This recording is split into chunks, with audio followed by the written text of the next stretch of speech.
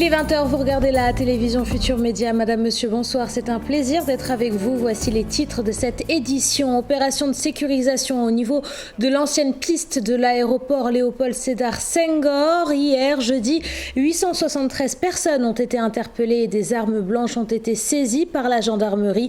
Dans la zone, plusieurs vols et agressions ont été signalés au cours de ces derniers mois. Retour sur cette opération dans ce journal. 48 heures après avoir été retrouvé par les autorités judiciaires, Baye Modou Fall, alias Boy Djiné, est à nouveau entre les mains de la justice sénégalaise. À Diourbel, ville dont il est originaire, les populations demandent la libération de celui qui attend toujours son procès pour des affaires de vol et de braquage. La rédaction s'est rendue dans la maison familiale du prisonnier. Vous entendrez les propos de sa mère dans ce journal. L'actualité de ce jeudi 5 juin, marquée par la célébration de la journée mondiale de l'environnement. Dans cette édition, nous nous rendrons à Thiès où plusieurs garderies ont décidé de sensibiliser les enfants à la protection de l'environnement. Une initiative des enseignants du mouvement pour un Sénégal émergent. Match amical entre l'équipe nationale du Sénégal et la Zambie. Le match amical se déroule actuellement au stade Lat Dior de Thiès. L'occasion pour l'équipe de peaufiner son système avant les qualifications pour la Coupe du Monde, et on peut dire que ça marche plutôt bien puisque pour le moment l'équipe du Sénégal mène sur le score de 3-0. Le point sur cette rencontre dans la page des sports. Voilà pour les titres de cette édition.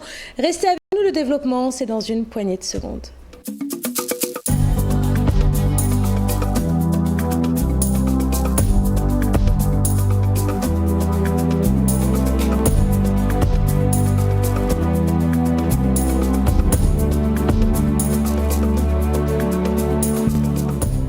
Bienvenue à tous et merci de vous informer sur la télévision Futur Média. 873 personnes interpellées et des armes blanches saisies. C'est le bilan de cette opération menée par la gendarmerie nationale au niveau de l'ancienne piste de l'aéroport Léopold Sédar Senghor. Dans la zone, plusieurs vols et agressions ont été signalés au cours de ces derniers mois, ce qui a poussé les autorités à programmer cette opération de sécurisation. Écoutons à ce propos le commandant de la Légion de gendarmerie Ouest. Ses propos sont recueillis par Ibrahima Khan. Interpellé 873 personnes, dont 496 hommes, 314 femmes et 63 enfants. Nous avons saisi beaucoup d'armes blanches. Nous avons également saisi des tenues portées par les forces de défense et de sécurité, donc uniformes utilisés par les bandits pour se faire passer soit pour des gendarmes, soit pour des policiers, soit pour des militaires. Nous avons également découvert un lieu de reconditionnement de produits dangereux, notamment acide, diluant et cyanure. Et nous avons également démantelé un débit de boissons clandestin. Il y a une traite d'enfants parce qu'on a arrêté un marabout qui a beaucoup d'enfants qui s'apprêtaient à aller manger, que nous avons interpellé. Donc tout à l'heure on fera le tri. Et ce qu'il faut noter, c'est qu'il y a certes des Sénégalais, mais il y a beaucoup de personnes de nationalité étrangère, notamment originaires de pays limitrophes que je me garderai de citer. Le 24 mai dernier, un incendie ravageait 3 usines de la zone industrielle franche de Mbao. Mardi dernier, le ministre du Développement industriel s'est rendu à Takamul Food et Simal, 2 des usines touchées par l'incendie. Sur place, le ministre a évalué l'ampleur des dégâts. Selon lui, les pertes matérielles s'évaluent à 5,450 milliards de francs CFA afin de permettre aux entreprises de rester debout et de maintenir les emplois des travailleurs. Le ministre Moustapha Diop a annoncé le soutien financier de l'État du Sénégal. On l'écoute, il est au micro d'Ahmadou Bamba-Samb. Nous sommes venus voir l'incendie qui s'est déclaré. C'est un incendie qui a ravagé sur son passage les 2 usines, à savoir Takamul Food et Simam. Nous rendons grâce à Dieu qu'il n'y a pas eu de perte en vie humaine. Mais les dégâts matériels sont incommensurables. Je suis venu au nom de son Excellence le président Macky Sall et de tout le gouvernement pour exprimer notre compassion et notre soutien, que nous sommes très sensibles à leur situation et nous ne ménagerons aucun effort pour les soutenir durant ces périodes très difficiles, surtout pour leur permettre de reprendre très rapidement leurs activités. Vous savez que le gouvernement est dans une perspective de création massive d'emplois.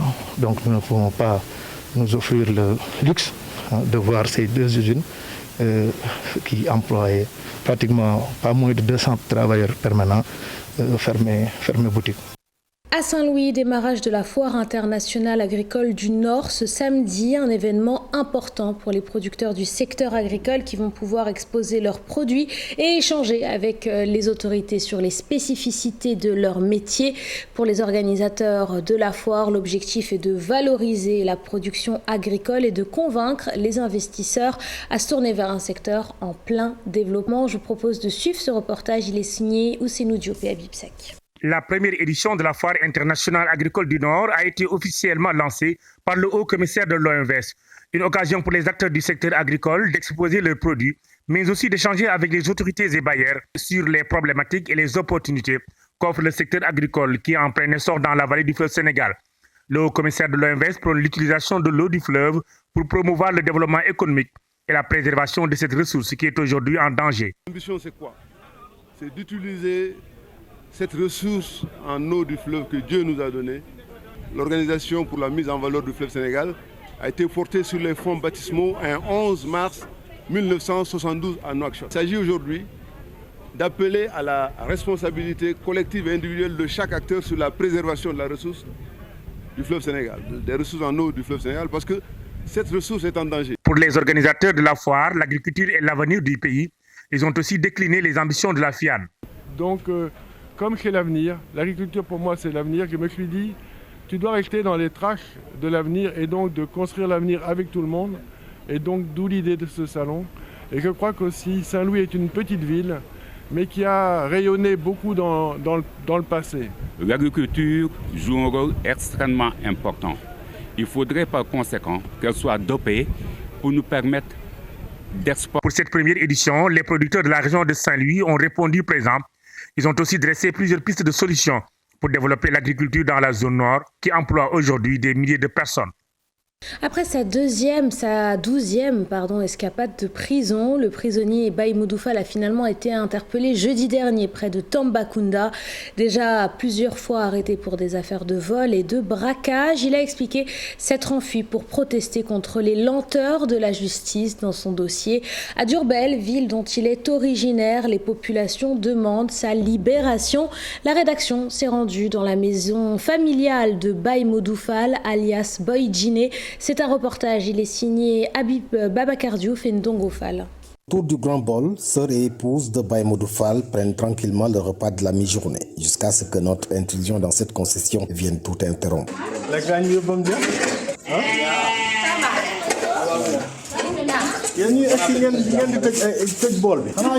Les sœurs ne sont pas surprises de la nouvelle et énième arrestation du frère unique. Son arrestation ne me surprend guère. Il ne peut pas tout le temps s'échapper de la prison. C'est impossible, car il habite ici avec nous à Diourbel. Dans ce populaire quartier de Oukatul Moubarak à Diourbel, la famille ne cesse de tempérer les ardeurs. L'idée d'une marche pour la libération de Baye Modou Fall est encore en gestation. Les gens de la localité m'encouragent à organiser une marche pour que le procès de Boy Djiné Modou Fall ait lieu. Il est aussi dans ses droits.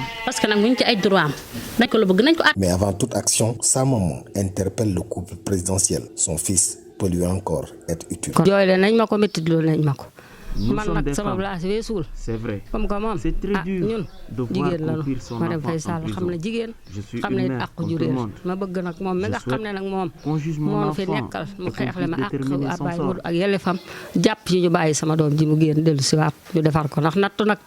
Pourtant, celui qu'on nomme à tort ou à raison Boy Djiné n'en est pas moins apprécié par ses proches sur tout notre passage que des prières et de bonnes paroles sur le détenu. Diourbel, RFM Babacar Diouf. Pénurie d'eau dans le département de Canel où plus de 18 localités n'ont pas accès à l'eau potable. Initié par le maire de la commune de Bokiladji, le projet d'un nouveau forage vient d'échouer et les populations continuent de boire une eau impropre à la consommation. Dans la localité, l'intervention de l'État est plus que sollicitée. On fait le point avec notre correspondant sur place, Ali Bandelnian. Parmi Parmi les 18 localités situées dans la zone du socle, Bondiwali, les habitants de ce village, le dernier de la région de Matam à sa limite avec Tambacounda, souffrent d'un manque criard d'eau. Et malheureusement, la dernière tentative du maire de Bokiladji n'a pas échappé à la réalité. Donc on a commencé par forêt. On a pu trouver jusque 2 mètres cubes 700. Alors le château d'eau que nous avons ici en face de nous fait presque 60 mètres cubes. Donc ce qui veut dire que le forage qu'on a ici, l'eau ne peut pas suffire pour pouvoir remplir le château d'eau. Donc nous avons procédé au deuxième choix. On est allé jusqu'à 86 mètres. Malheureusement ici on n'a que 1 mètre cube 600. Donc apparemment la zone, on n'a pas assez d'eau pour pouvoir alimenter le château d'eau. Donc le socle s'arrête au niveau de Bokiladji vers Fadiara.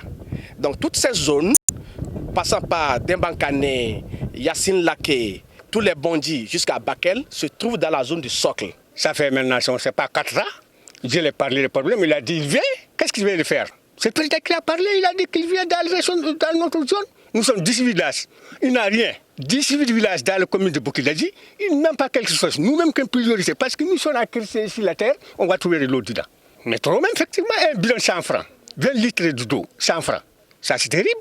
Le maire de Bokiladji qui interpelle à nouveau le chef de l'État pour soulager les populations de cette commune. On a compris qu'on ne peut pas trouver l'eau qu'on souhaite ici.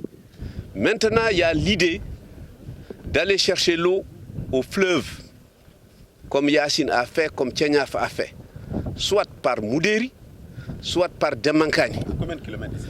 Bon, je pense que par Moudéri, le fleuve, il faut compter 10-12. L'accès à l'eau potable reste ainsi un casse-tête dans cette zone du département de Kanella. La question est tellement sérieuse que le président de la République l'avait évoquée lors de son dernier discours à la nation, dans la nuit du 3 avril dernier. Le maintien des filles à l'école, c'est le thème des journées culturelles du lycée de Médina Wandifa dans la région de Sédhiou. Mariage et grossesse précoce, absence de sanitaire adapté au Sénégal. De nombreuses jeunes filles sont contraintes d'abandonner de manière précoce l'école.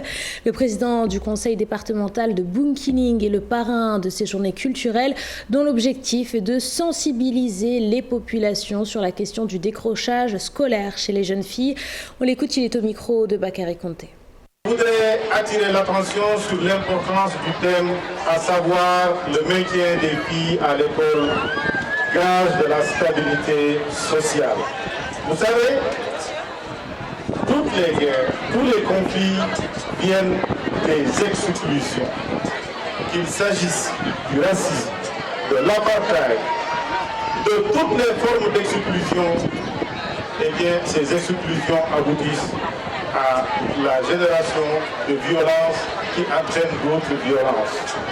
La scolarisation des filles et leur maintien à l'école est une nécessité impérieuse, dis-je, dans l'exercice de la citoyenneté pleine et entière. Vous savez, l'école est un puissant moyen d'accès à l'épanouissement du citoyen. Autant la démocratie est un puissant moyen d'accès à l'épanouissement du citoyen à travers la représentativité dans les institutions, autant l'école, par le moyen de l'instruction, par le moyen de l'éducation, est un puissant moyen d'accès du citoyen à l'exercice de la citoyenneté, du pouvoir institutionnel et de l'exercice social, n'est-ce pas, de ce pouvoir. Parlons écologie à présent avec la journée mondiale de l'environnement célébrée ce samedi 5 juin. À Thiès, plusieurs garderies ont décidé de sensibiliser les enfants à la protection de l'environnement. Ces tout-petits apprennent à planter des arbres, une initiative des enseignants du mouvement pour un Sénégal émergent. Plus de détails, c'est avec nos correspondants à Thiès, Charanta Diop et Seyla Tir. Une école propre, un environnement sain dans lequel évoluent ces bouts de bois de Dieu. C'est l'objectif fixé par ces enseignants du mouvement des enseignants pour l'émergence à travers des activités de reboisement. Parce que vous savez, quand l'enfant rentre dans un établissement qui est propre, qui est bien aménagé d'espace, il a le plaisir d'être là. Il accepte de rester dans son établissement. Ça développe ce qu'on appelle le sentiment et la fierté d'appartenance à la communauté. Les administrations, les chefs d'établissement peinent à payer du personnel pour nettoyer tous les jours les établissements. Mais qu'il est sali pour soigner un mal, il faut l'attaquer à sa racine. Et ce qu'il faut faire, c'est aujourd'hui, l'école est le lieu d'installer le savoir, mais d'installer également le savoir-être.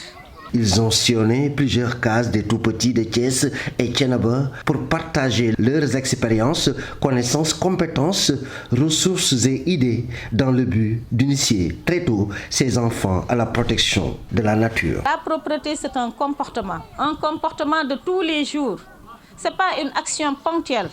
Il fallait l'installer chez les élèves, qu'on leur apprenne à balayer leur environnement, qu'on leur apprenne à ne pas jeter par terre. Ce n'est pas dévalorisant, au contraire, c'est dans la formation de l'enfant. Ces enseignants ont invité les responsables des garderies d'enfants à mettre dans leur plan d'action une vaste campagne de sensibilisation visant à promouvoir le reboisement dans les écoles et cases des tout-petits. Depuis septembre 2020, la Guinée a fermé ses frontières avec 3 de ses pays voisins. Plus de 9 mois plus tard, la rédaction s'est penchée sur les conséquences de cette mesure, des conséquences économiques lourdes, en particulier pour les transporteurs et les commerçants dépendants du trafic entre la Guinée et le Sénégal. Au marché Sandiniéry de Dakar, les commerçants guinéens disent rester dans l'incompréhension et dans le désarroi suite à cette décision de leur gouvernement. Habib Faye et Younous Diatta les ont rencontrés. Je vous propose de suivre leur reportage. La Guinée a décidé de fermer sans explication officielle les frontières avec le Sénégal, la Guinée-Bissau et la Sierra Leone. Une situation qui résulte de problèmes politiques. Elle est toutefois mal prise par les commerçants guinéens établis au marché Sandiniéry de Dakar. C'est une décision qui n'arrange pas les commerçants guinéens qui sont au Sénégal et en Guinée. Ils doivent revenir sur leur décision.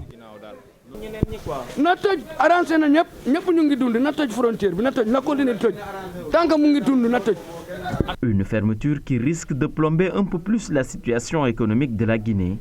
Les ressortissants appellent à une rapide sortie de crise. Il y a beaucoup de fruits qui passent par la frontière.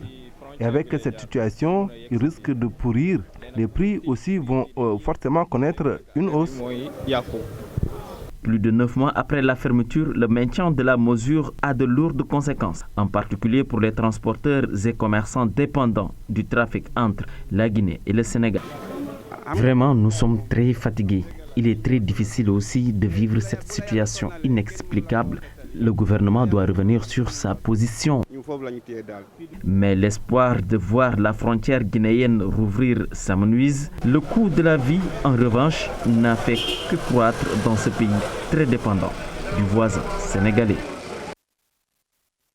Puis la page internationale à présent qui nous est racontée par Dissa Prera. Au Faso, plus de 130 personnes ont été tuées dans la nuit du vendredi à samedi. Des individus armés ont mené une incursion meurtrière dans la province de Yaga, non loin de la frontière avec le Mali.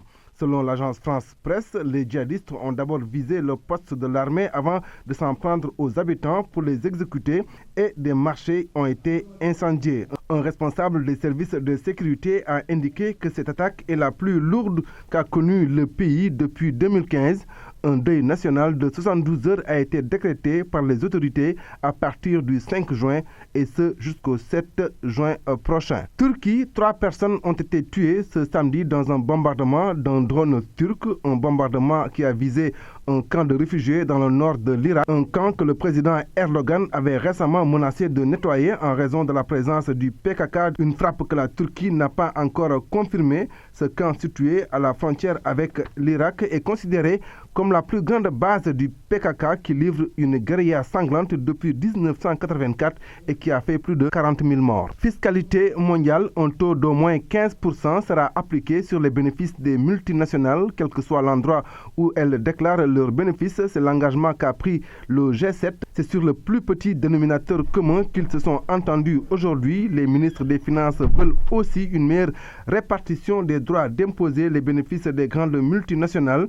Une exigence de Washington, un des principaux tenants de cette réforme. Les grandes puissances du G7 veulent parvenir à une réforme mondiale de l'impôt sur les sociétés conformément aux travaux engagés par l'OCDE. Elle vise largement les entreprises de technologie souvent américaines qui paient des impôts dérisoires malgré des profits chiffrés à des centaines de milliards de dollars. Merci Dissa. Préra en sport, en football plus précisément, match amical entre l'équipe nationale du Sénégal et la Zambie. Sans surprise, l'entraîneur Aliou Cissé a aligné le 11 prévu par la presse avec un système en 4-3-3. Le match amical se déroule actuellement au stade Lat Dior de Thiès, l'occasion pour l'équipe de peaufiner son système avant les qualifications pour la Coupe du Monde. La dernière confrontation amicale entre le Sénégal et la Zambie date de 2013 et s'était soldée par un partage des points sur le score de 1 but partout. Rappelons au passage qu'en 2012, les Zambiens avaient battu les Lions 2-1 lors de la Coupe d'Afrique des Nations. Le match amical se déroule en ce moment même et pour le moment, le Sénégal mène sur le score de 3-0. En basketball, réforme au sein de la fédération sénégalaise, désormais plus de limites de candidature pour la présidence de la fédération. On fait le point sur ces nouvelles réformes avec le président de la fédération sénégalaise de basketball. Ces propos sont recueillis par Pape Faraning.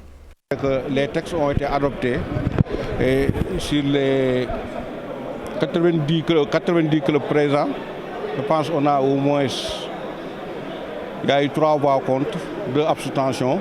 Et le reste ont voté pour la réforme des textes. Donc les textes ont été adoptés, ils entreront en vigueur à compter de l'année prochaine. Nous allons bientôt maintenant passer à la deuxième phase, à la deuxième assemblée générale, c'est l'assemblée générale d'information. Non, j'avais dit avant la tenue que c'était 2 catégories de réformes sur le plan administratif et sur le plan sportif. Sur le plan sportif, je pense que les clubs ont adhéré parce qu'on va améliorer le nombre, la performance des clubs. Mais également, on va aider les clubs formateurs qui n'ont pas suffisamment de moyens en leur distribuant une partie des droits de mutation. C'est ça sur le plan sportif. C'est également, comme on a dit, la prise en compte de la compétition BAL pour permettre aux joueurs sénégalais d'y participer. Et puis nous restons en basketball avec le parcours de l'AS Douanes à la Basketball Africa League, une fierté pour la fédération sénégalaise de basketball qui a tenu à lui remettre une distinction, un honneur pour l'AS Douanes qui promet de faire mieux la prochaine fois. Retour sur cette remise avec Charsadi Boudiara et Diafaraba. L'AS Douanes, quart de finaliste de la Basketball Africa League, reçoit les félicitations de la Fédération sénégalaise de basketball. Une distinction remise à l'issue de l'Assemblée générale de l'instance. Et je pense que cette récompense nous va droit au cœur et que les autorités, l'information sera relayée aux autorités et que vraiment ça nous pousse davantage à performer pour la saison prochaine. Maintenant, pour la saison prochaine, il va falloir se batailler d'abord pour se qualifier pour la balle.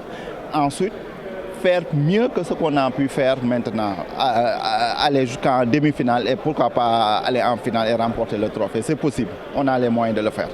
Pour sa première, l'AS Douanes tire un bilan satisfaisant, mais souligne quelques manquements dans le basketball local. Vu que le niveau de la compétition était très relevé, et que, mais quand même la Douane a su tirer son épingle du jeu. Parce que pour une première participation, on a pu atteindre les quarts de finale. Mais il reste du chemin à faire parce que, comme vous l'avez constaté, on a pêché par rapport au secteur intérieur, par rapport au poste 4 et 5. On va corriger ces erreurs-là, ces égarements, et que la saison prochaine, Inch'Allah, on va essayer de faire un bon recrutement par rapport à ce secteur intérieur qui nous fait défaut. Qui nous fait défaut au niveau même de la douane, mais au niveau même du championnat.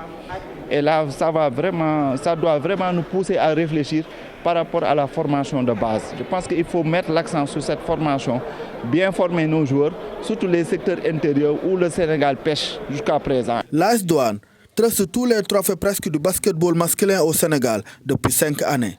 Une domination qu'elle espère faire perdurer le plus longtemps possible ou même internationaliser.